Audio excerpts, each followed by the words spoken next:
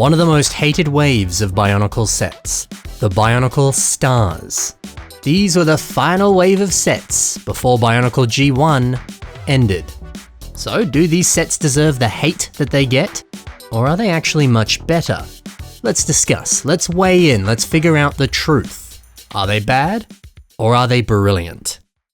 In 2010, LEGO gave us 3 iconic Bionicle villains and 3 iconic heroes. This was made as a celebration of Bionicle. The sets were nice and they were cheap, each one only costing $8 US. And some of them were pretty cool. Like the Rahkshi. This yellow Rahkshi is a Rahkshi of heat vision. And you know what, it was wonderful to get a brand new Rahkshi. The set's posable, it featured some fun new pieces, it's great. But comparing it to the original Rahkshi, yeah, well, you can see that this is certainly on the smaller side. And it is a shame that this uses the same staff as this one. Would have been nice if this was a brand new piece, something a bit more original. And yeah, unlike the original, the spine can't be removed. And the head is linked onto the spine itself. That's all one big piece. Maybe it would have been nice if these elements were identical to the older ones. That way, if you wanted to, you could easily make your own sized up Rahkshi, make it just like the original. That would have been cool. But at the same time, I like that these pieces have their own personality, their own identity. There is something nice about that. And it's just fun to get a new Rahkshi with a new power set. Remember, in the canon story for Bionicle, there are over 40 different types of Rahkshi, with different colors and different powers. And we barely got any of them as sets. So to cross one off the list and have one physically given to us by LEGO, that's special. I don't know, other than its smaller size, this is a really cool toy. It's cute, it's clever, there's new pieces. Hey, I like it. So why do people hate the stars so much?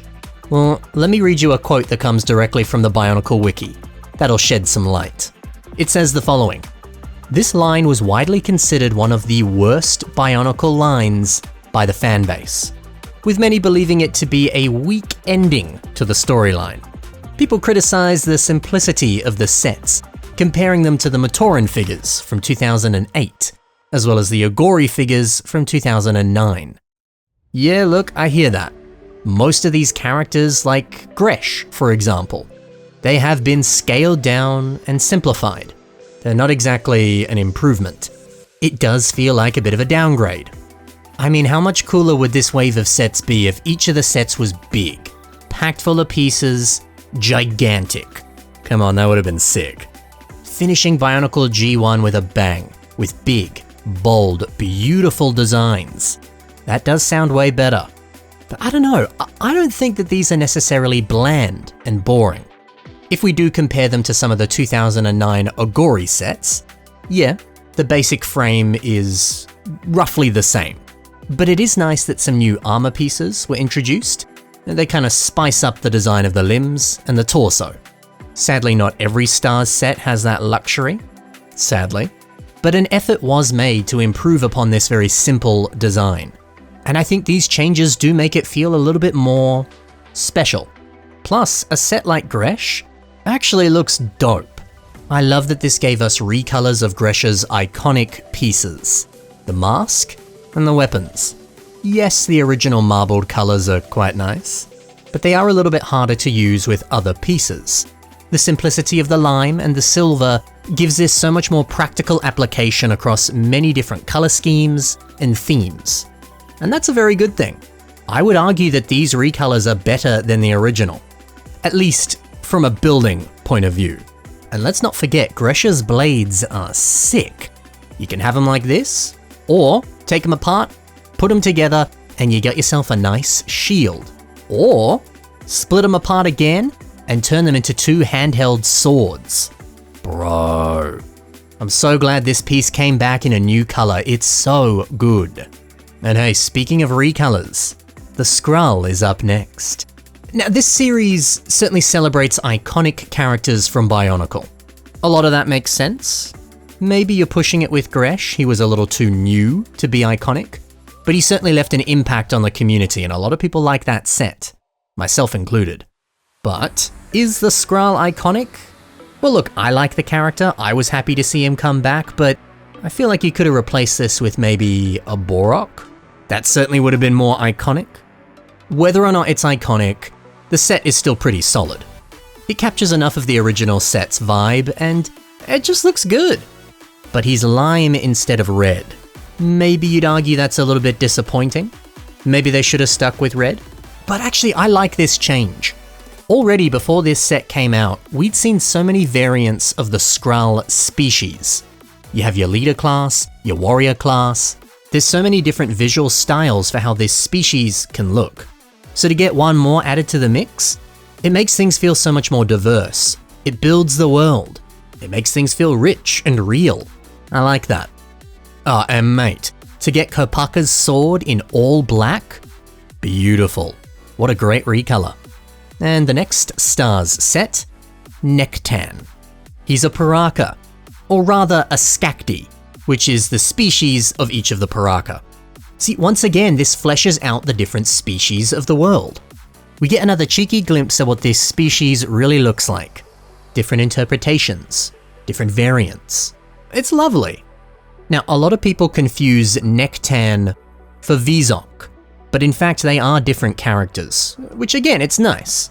Instead of getting a repeat character, we get someone new. Always good. Now this rubber mask, and the spine, because they are one piece. It's smaller and it really locks into the back of the character. The spine doesn't affect the posability of the set. The rubber doesn't butt up against any other parts of the body. If anything, I would say that this is an improvement on the original. The original looks good, sure, but it does get in the way and the rubber can warp and bend. Sometimes it just doesn't look good. But this does. I like that. Now for Takanuva. I do like how this looks. It's a bit of a blend of both versions of the character. You can certainly see the influence from the original, but there's no gold. Instead, you more so get the colors of his Titan version, to some degree. But this one does a nice job of blending everyone together into one final form. And things like the nice chest armor, the shoulder armor, pretty sweet. Yeah, look, it's not like this is an improvement. The original versions are definitely much better, but it's still a pretty solid set. And a nice touch too to add these axles on the bottom of the staffs that have the little stopper on the end. They didn't need to do that, but it's a nice little finishing touch. I dig it. The final stars set, it's the legendary Tahu. He's got a much bigger flame sword this time, which I appreciate. I've always liked this piece. We originally saw it on a car. Now a car's version was purely orange. This one has a little bit more of a gradient of color, which looks so good. A very fitting upgrade. And to give it a nice silver guard at the bottom, nice thinking. This is a pretty solid version of Tahu. Oh, and by the way, the mask is different from the original. It's smaller, it's thinner, and when you flip it over, the connection point is different. But okay, I haven't even touched upon the best part of the stars. Every single set comes with an individual golden armor piece. Collect all 6 sets, you collect all 6 armor pieces, and then you can put them on Tahu. And dude, now he's got golden armor. How good does that look? This is the first time we ever really saw a kind of Build-A-Fig concept in Bionicle. Now, you see this all the time in your Marvel Legends action figures. Each figure comes with a different part of a larger figure. Buy the entire wave and you can build a totally new dude. It's similar in theory to that. Although it's armor, not an entirely new character, but that's still. That little extra treat inside each set. The extra incentive to collect them all. To me, this is a nice callback to the original days of Bionicle. Buying mask packs, hoping for a hidden treasure. The excitement of brand new pretty colors and golden masks. I think this felt pretty close to that. Beautiful new golden pieces and an epic end result. This is cool. Really frickin' cool. Something else I like too is that these pieces can be integrated with the original set that they come in. The Skrall can put this piece here under his sword, and it looks just as good. The Rahkshi can place the shield on his arm, give himself a bit of extra protection. Tahu gets his golden mask, which, you know, he's always had since the early days of Bionicle. Very fitting. Now the other sets all have the exact same armor piece, and yeah, you can put it on their bodies, but it doesn't look as clean or as cool. It just sort of feels a bit tacked on, but at least you can put it on if you want. I think that's a really nice touch. Although come on, put them on Tahu. Heck, buy a second copy of Tahu and then you can have both at the same time. Golden armor Tahu is one of the coolest frickin' things. So hey, I totally get the argument that these are a bit of a disappointment. They're smaller, they're simple, but you know what? They still manage to pack a punch. They have some excellent designs, clever ideas, and that totally sick golden armor concept. There is a lot to love. For what they were, the sets were excellent. And hey, if this is meant to be a celebration of Bionicle, well, what was something that made Bionicle great? Cheap sets. Bionicle sets are all so affordable, so well priced, and the stars are no exception. If this final wave of Bionicle had been big Titan versions of all these characters, packed with detail, looking sick, yeah, it would have been nice, but you know that would have been expensive. At least this is affordable, everyone could purchase them. It was a nice callback to something that was so quintessential to the theme, affordability. That is a good thing. I'm glad that they did this. But okay, the best part of these sets? The pieces. Let's see what we get and how you can use them in your own creations. I'll start off with that Rahkshi head and spine. Look at the way they're used here, not as a head, but as armor. The Rahkshi head becomes pecs, the back becomes shoulder armor. What a marvelous way to use this piece. Dapper Scrapper has also used this, however he's cut that link between the head and the spine.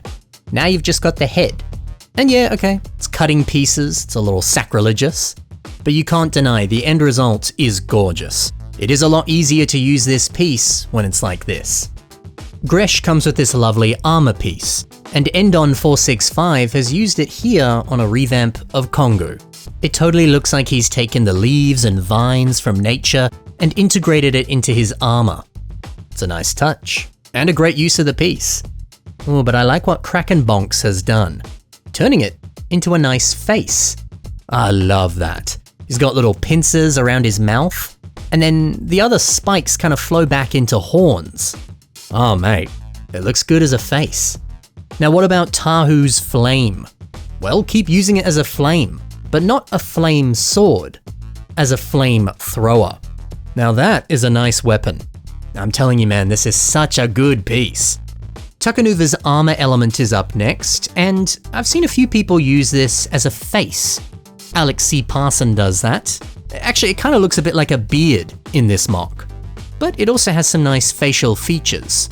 However you use it, it does look good. As a head, a helmet, a beard, a face, a mask. It looks good in so many contexts. What about Nektann's limb element? Well, I like it, because I like the way that it's being used here. Stub the Bionic Man takes it and just puts it on the lower leg. It's a very simple but quite effective way of creating a digitigrade leg. Sweet.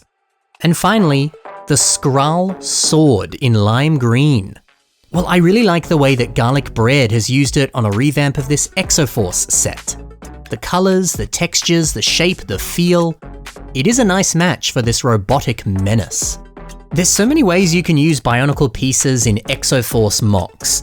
If you're a big fan of the theme like I am, I highly recommend blending these two worlds together. See, look, the stars have great pieces, clever designs, brilliant ideas, fun concepts, and they celebrate so many wonderful aspects of what made Bionicle G1 great. Yeah, they could have been bigger, yeah, they're a little small, but if we focus on what we got, not what we wanted, well, what we got was actually pretty sick. Do you like the stars sets? Or are you still not a fan of them? Well, let me know in the comments below. And please, take a look in the description below. There you can see more mocks from the builders I featured today. Thanks for watching everyone, happy building, and bye for now.